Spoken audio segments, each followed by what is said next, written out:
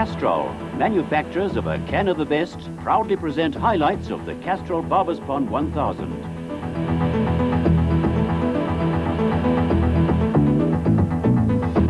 One of the oldest events on the South African motorsport calendar produces an annual trek to the Western Transvaal for the off-road racing fraternity. The Castrol Baberspan is one of the premier events counting towards the South African Off-Road Championship. This year, the Baberspan took on special significance. It was the first race in a new marathon challenge format. Events with a minimum distance of 1,000 kilometers run alongside sprint series races with a maximum distance of 350 kilometers. Upgrading the Baberspan to a 1,000-kilometer race presented the organizers with a few poses. Yeah, we've made a couple of changes from last year's route. We've divided from last year's route in the respect that we brought in new sections. We've taken some of the old sections out. Now, the unfortunate side, we didn't have rain on the route itself. That grass is tall, so competitors should be on the lookout for that.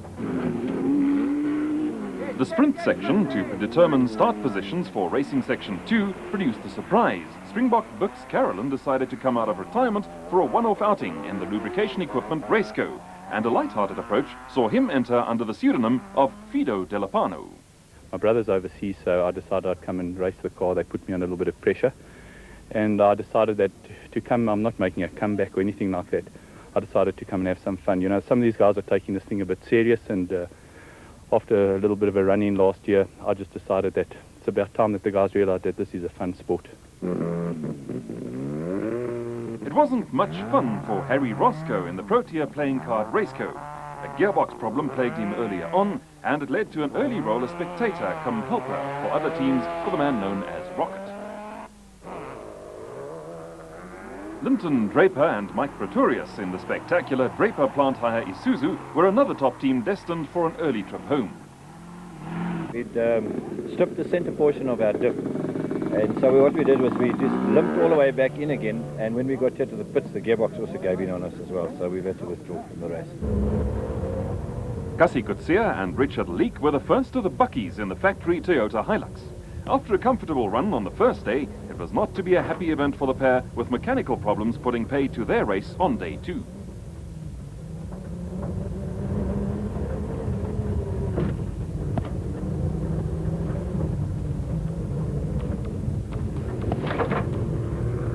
Fido Delapano, also known as Bux Carolyn, surprised even himself by taking pole position, with space frame cars dominating the top 10 positions.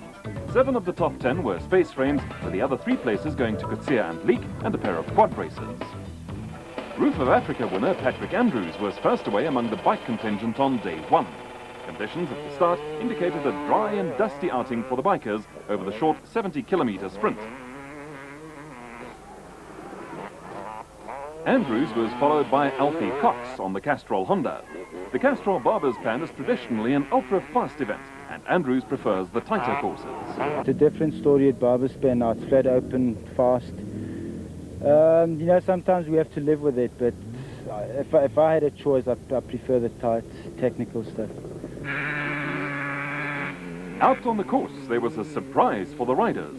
A sudden rainstorm turned sections of the route into a mud bath. Alfie Cox is a rider for all season, but loves wet conditions. And Willie Ireland on the Super Tyre Suzuki was as spectacular as ever, with a pair setting the day's fastest times.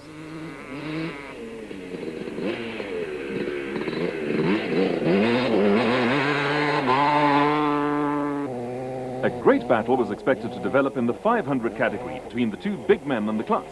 Errol Dalton is one of the most consistent performers around on the Lesotho office equipment Kawasaki, with Springbok Jeremy Davies quickly coming to terms with a change of machinery on the Castrol Honda 600.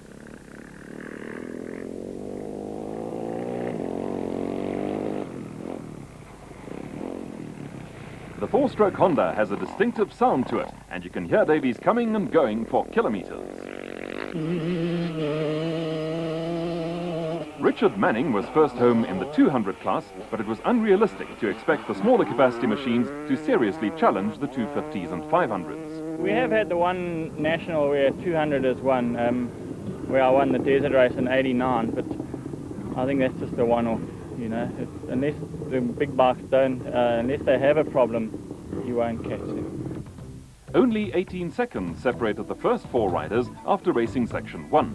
It augured well for the race, but the new Castrol Baberspan format meant a complete rethink where tactics were concerned.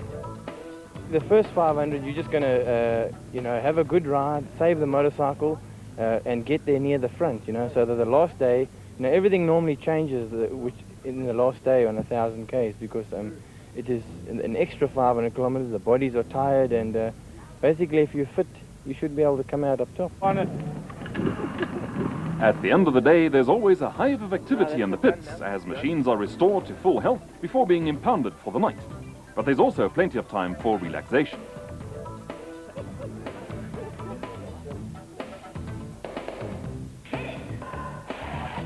Competitors also often need to be restored to full health before the next day. But off-road racing produces an atmosphere and camaraderie that few other branches of motorsport can match. Philip, are you missing it? Yeah, I'm missing it. Now you can stay away for so many months and then you must crawl back, jy weet, en sê, nee, dis die lekkerste. Wanneer kom jy terug? Rory, nee, later in die jaar. I can't stay away longer, really. I've just realized that. You miss all your friends? Yeah, absolutely. Look at them. I mean, how could you do without these people? The social side of off-road racing is an integral part of the sport, but there are also races to be won. When the flag drops, the play stops, and it's down to the serious business of motor racing. Fido Delapano led the field away on racing section 2, with a tense-looking Rob Walk, the second car under starter's orders. For national champion Richard Schilling, a win at Baberspan was important. It's not going to be easy, it's never easy. Obviously we've got a good chance and we're going to go for it. You've never won this event? No, and it's one of the very first events I did about 20 years ago, so it's about time that I did something on this event. Going to give it a go, definitely. It was to be an unhappy event for Schilling and Ashley Thorne, with intrepid local Vickers van Deventer in the thick of battle in the car category on the Yamaha Banshee Quad Racer. The Quad Racer category is an experimental class in off-road racing. The Quad Racers take a pounding as they mix it with the high-tech space frames and buckies, but cannot score championship points, and the only honours open to them are in the experimental Class 14. Therein lies a tale.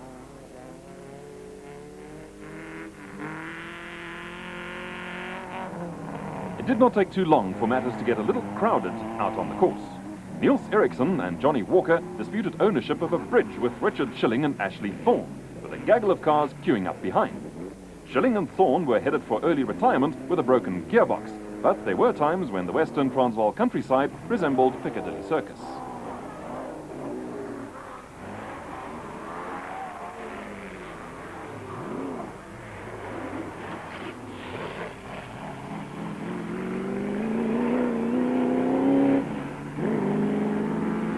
Navigation on off-road events is always a problem for the single-seat drivers. Rob Walk had dropped back in the early stages in the Superpave Raceco.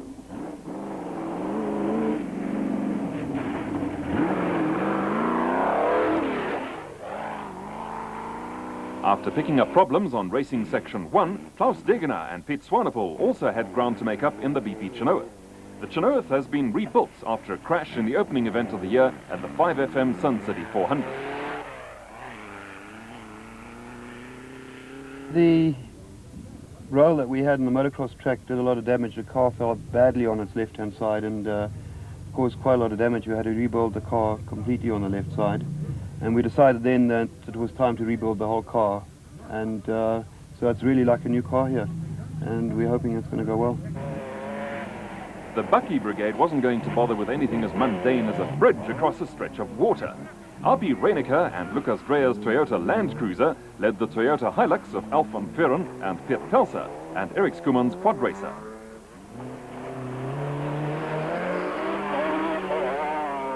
Wiley Harrington and Thilo von Westernhagen should have been part of the battle.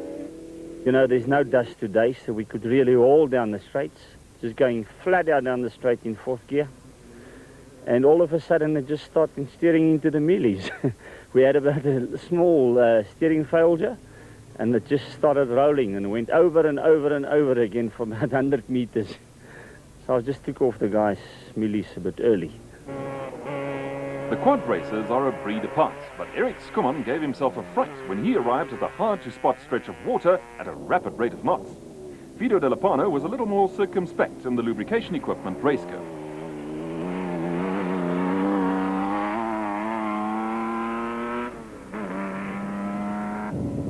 The tricky water splash caught out Nardus Alberts and Peter Mathieu. They charged ahead like a battleship under full steam. Castrol, manufacturers of a can of the best. There is always plenty of activity at refuel points. While all was well for some crews, Cassie Kutsia and Richard Leek were about to join other top names on the sidelines. For Wilfried Weslau and Dagmar Blankner in the new Astoria Raceco, being forced into retirement probably came as a relief. Everything that could go wrong went wrong. Slipping clutch and water in the ignition and 2 punctures and no charging, battery flat, so we have to retire.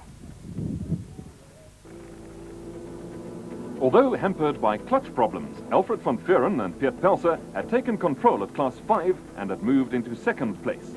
Van Vuren and Pelser are another ultra-consistent crew, but behind them, Vickers van Deventer was going like a steam train on the Yamaha Banshee quad racer. It was a marvelous performance by van Deventer, who suddenly looked like a potential winner.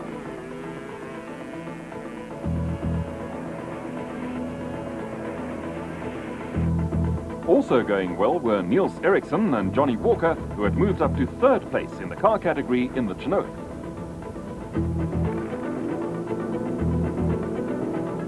Out in front, R.P. Reinecker and Lucas Dreyer in the Toyota Land Cruiser were taking full advantage of local knowledge.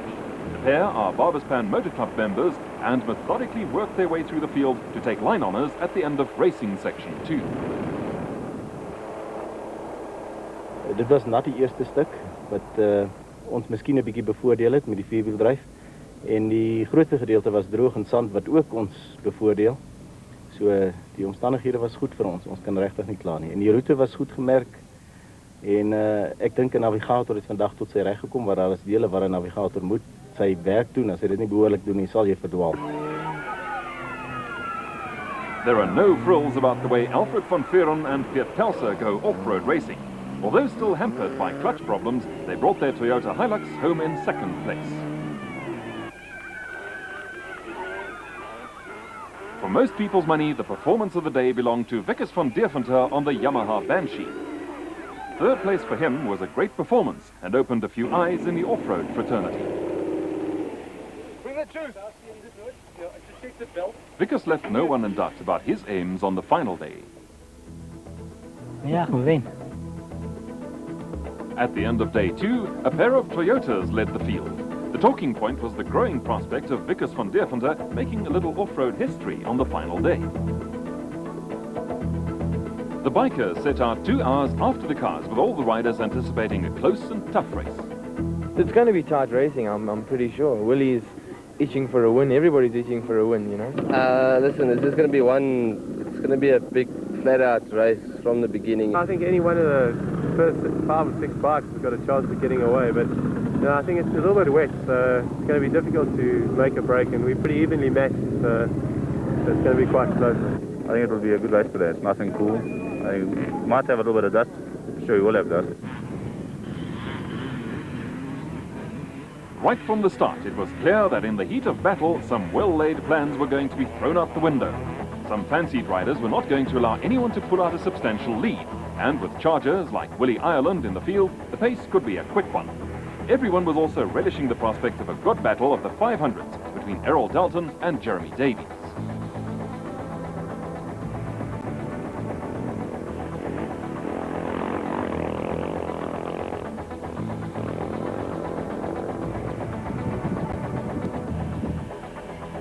The pace on a donkey cart may be slower, but it is more comfortable than riding a motorcycle across country. And there are some serious thorns in the Western Transvaal to make life uncomfortable. Willie Ireland had jumped into the lead with Patrick Andrews sliding into second place. Alfie Cox was intent on making up for lost ground in third place, with Jeremy Davies thumping along on the four-stroke Honda.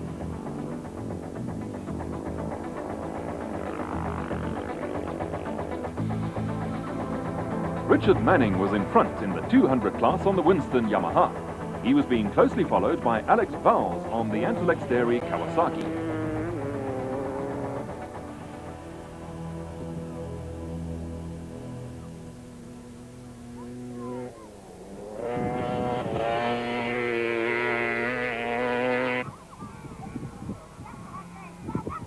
A race within a race was developing among the top 200 riders, with Steve Stoffberg on the second Winston Yamaha not far behind Vowles. There was another change up front when Jeremy Davies was first into the refuel at Stilnick. He was followed by Alfie Cox and Patrick Andrews, with Ireland dropping back after damaging a wheel. Errol Dalton was still well placed, but on the run into the finish, there was no stopping Cox. In dry conditions, the lighter and more maneuverable 250 machine gave Cox a slight edge. He pulled a 2-minute gap over Jeremy Davies, with the two Castrol Honda riders leaving the rest of the field floundering. The section from the final refuel to the finish saw Cox and Davies show their class. Although Davies came in 2 minutes behind his fellow Springbok, he had opened up a decisive 12-minute gap over third-placed Patrick Andrews.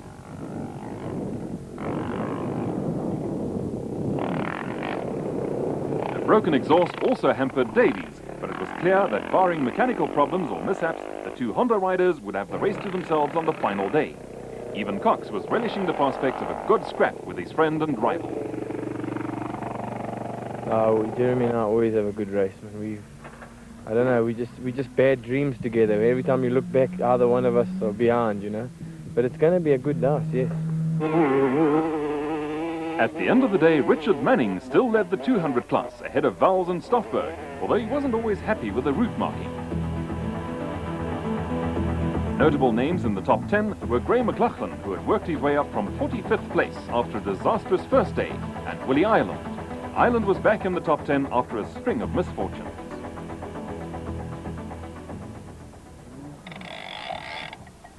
A relaxing day fishing is fine for some. But for others, there is still a tough day ahead.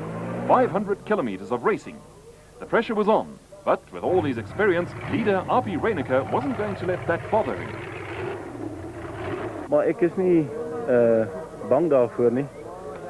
Ek glo dat jy kan net 'n sekere spoed oor die terrein beweeg. As jy vinniger as dit ry, dan gaan jou voertuig breek. Soos ons pas van gisteraand af, dan sal dit vir die ouens agter ons wees redelik moeilik wees om ons te vang. With conditions appearing to suit the four-wheel drive buckies, Reiniker and Dreyer looked to be an odds-on bet to win. They also had local knowledge in their favour, but the likes of Alfred van Vuren and Piet Pelser were still in with a chance.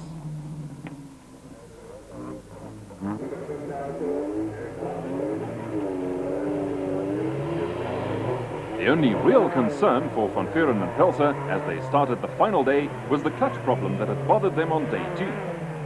Niels Eriksson and Johnny Walker were the first of the space frame cars and looked to be in good shape. There was a huge amount of local support for Vickers van Deventer, who was the sole survivor in the quad racer brigade. Van Deventer set off like a scolded cat on the aptly named Yamaha Banshee.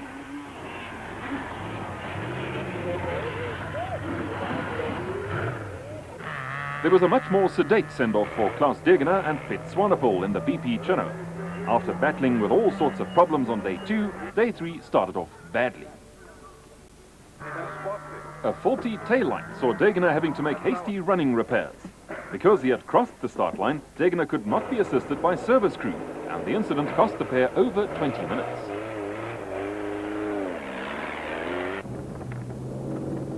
Up front, R.P. Reiniker and Lucas Dreyer were in control of proceedings with a clear road ahead.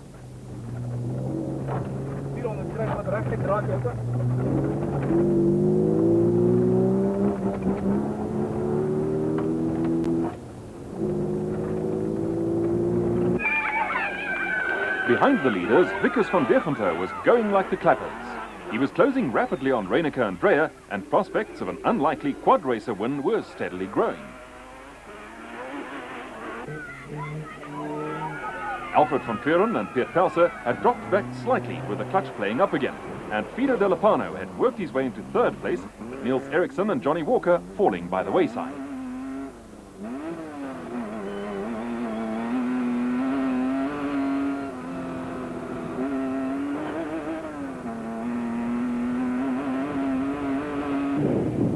Behind De Lopano, a fired-up Klaus Degener was going like a rocket.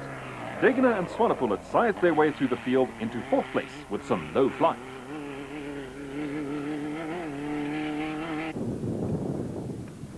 Norman Morgenroot and Jan Pretorius were going along steadily in the Toyota Hilux and had taken control of Class 3. Bloemfontein artist Theo Kotsia and brother Eugene were also going well in the Chevy S10 and were leading Class 4 by a big margin.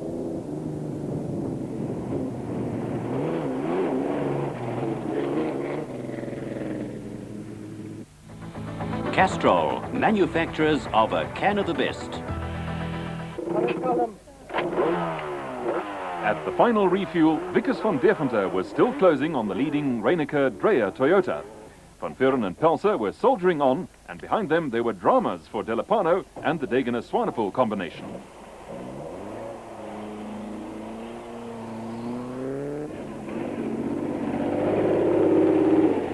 Bring that tube. Yeah, just check the belt and give me a tube. I've just had a fire on board and I don't know what it is, John. I don't know if it's just this one wire.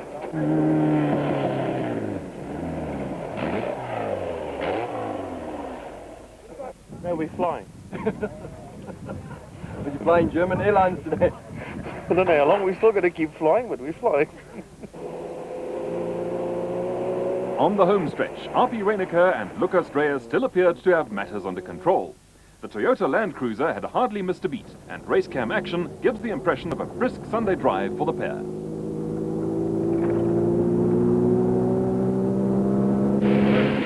There was no ride through the park for Vickers van Deventer, who still had the Toyota in his sights.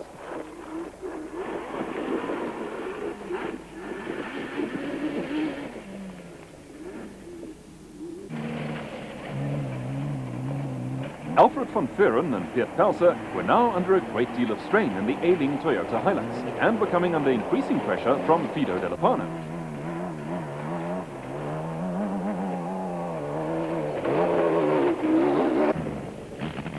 Klaus Degener and Piet Swanepoel were still pushing as hard as they could in what was a tremendous recovery. Almost as impressive as Degener's charge was the performance by Cliff Barker and Mike Redden, who unobtrusively slipped into the top 6 in the SVM. Then came the final drama. Vickers van Deventer completed a fairy tale victory when Reineke and Dreyer had a puncture 15 kilometers from home. Because the quad racers run in an experimental class, the overall victory was credited to Reineke and Dreyer. But no one could take away from a battered and bruised but highly delighted Vickers van Deventer his moment of triumph. Ja, ik heb volgend gezegd gaan winnen. Nee, ik heb het hard proberen hiervoor. Toe die linkerband voorpap geword en toe ons die band afval het die stads gesies op die nat het gesies op die stad. Toe ons 3 stads afgedraai en die gevolg is net twee boude wat die hele wiel vashou. Ons maar redelik stadig gekom die laaste end om net klaar te maak. Being denied the overall win was tough on Van Deventer, but there was another drama. Van Vuren and Pelser were overhauled at the death by De Lopano, and Barker and Redden sneaked in ahead of Degener and Swanepoel, who limped home with a broken differential. By way of compensation, Van Deventer took the experimental class 14. As expected, the bike category was a 2-horse race. The Castrol Honda pair of Alfie Cox and Jeremy Davies had matters all to themselves, with an intriguing battle developing between the pair.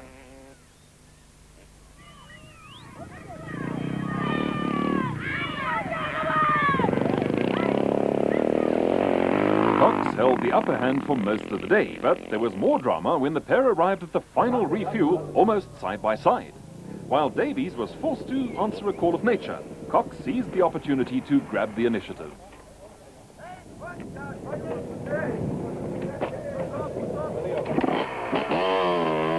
You could almost say Davies was caught with his pants down. The vital seconds Davies lost were to prove decisive, And Cox went on to reverse last year's result when he finished second to his fellow Springbok. I led for most of the way, and I got a little bit lost. He got in front. And then I knew yesterday I'd pulled 2 minutes in one section on him. So I knew if I came out the service point in front of him, I could go hard and then maybe keep the lead all the way home. And that's what I've done. I'm very happy with it.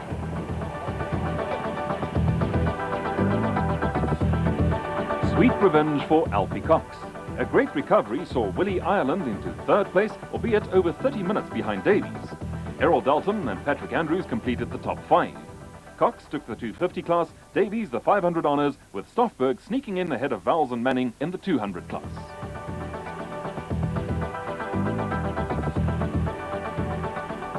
Highlights of the Castrol Baberspan 1000 were proudly presented by Castrol, manufacturers of a can of the best.